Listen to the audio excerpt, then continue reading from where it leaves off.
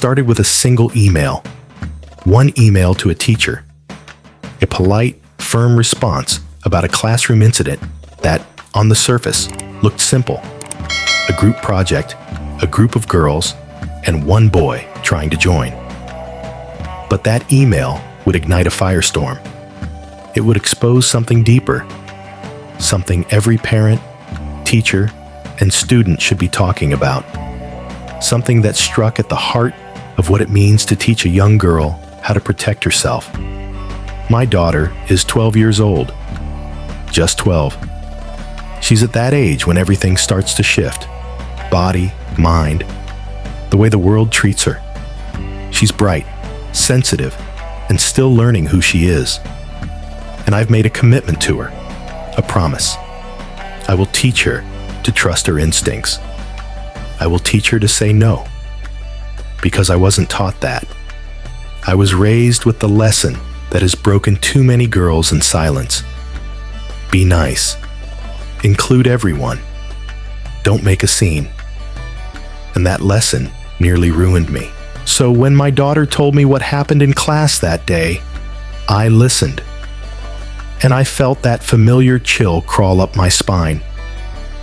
Her teacher had instructed the students to form groups, about 4 or 5 per group, for a classroom activity.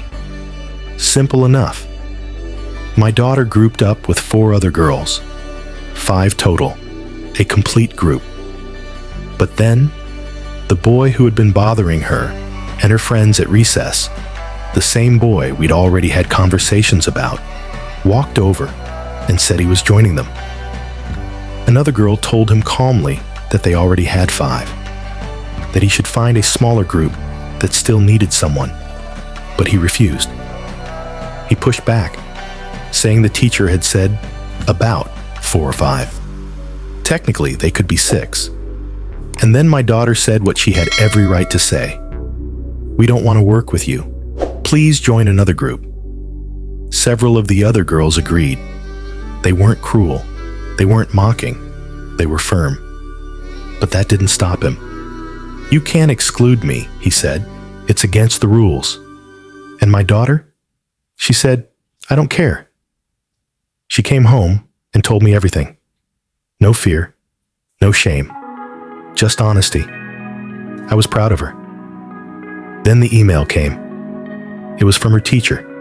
She wanted to schedule a call.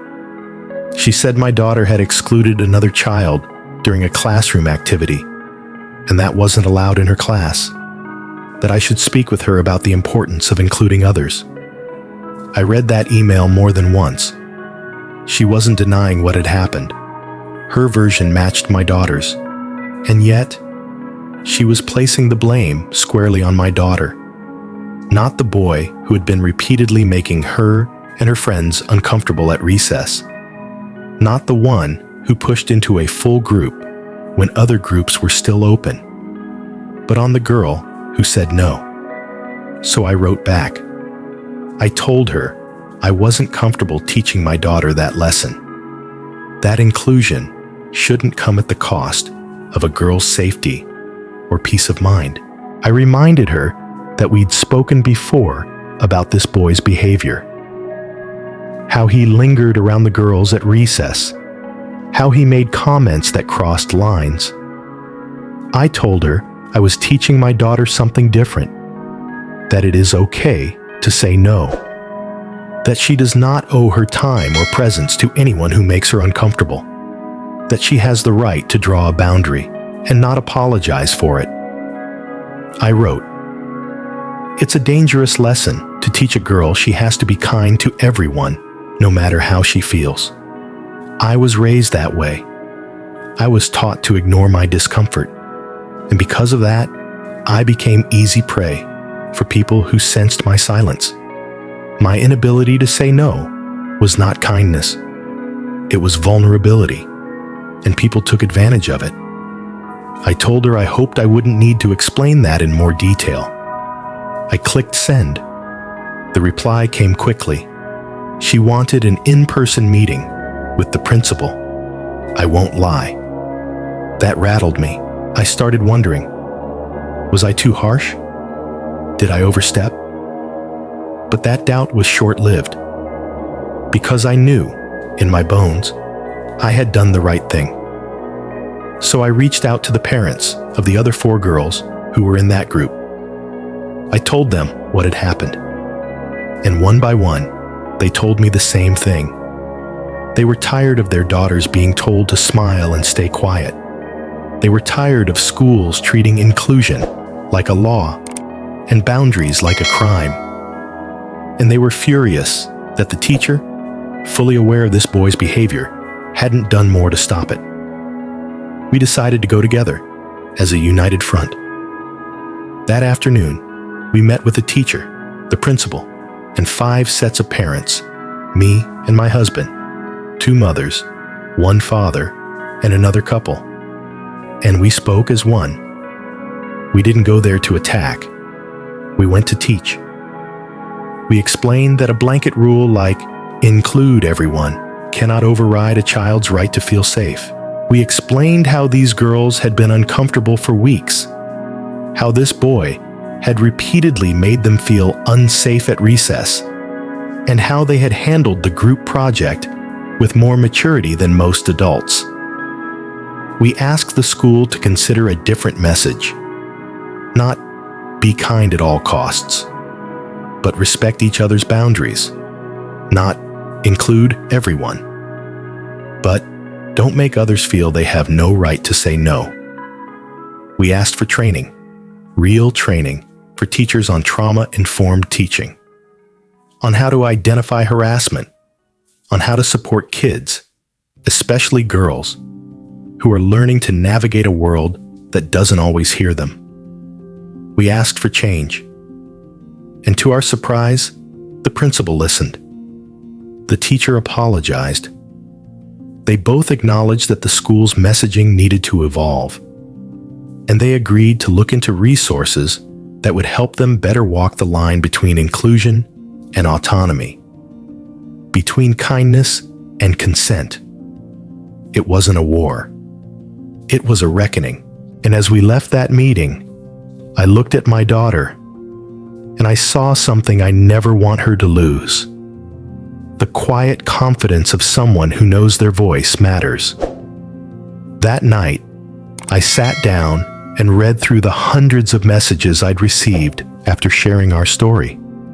From mothers, from daughters, from women who said they wished someone had stood up for them that way. From survivors who said, "This is how it starts. This is how we stop it." And I cried. Because for the first time, I wasn't just protecting my daughter. I was healing the part of myself that never got that protection. So, am I the asshole for the email I sent to my daughter's teacher? For challenging a rule that says girls must always be polite, even to those who cross their lines? For teaching my daughter that her no means something? You tell me. But I know what I believe, and I know what I'll keep teaching my child. She is not mean for setting boundaries. She is not cruel for saying no. She is brave. She is safe. She is heard. And she will not grow up believing that the comfort of others comes before her own.